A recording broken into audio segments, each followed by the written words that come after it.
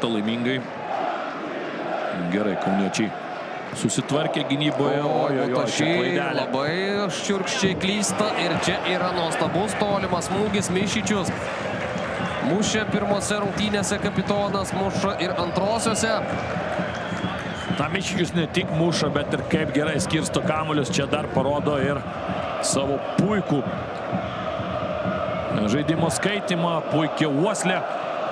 Fantastiškai perima jis Mutašiai perdavimą ir tuomet jau belieka tiesiog vėl pasigrožėti tokiais smūgiais, nors ir dar kartelį pasikartosiu, nesinori.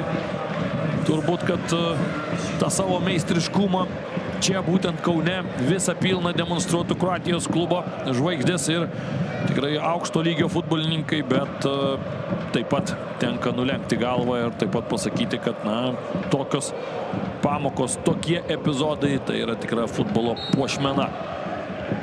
Aišku, Žoržis Mutašiai labai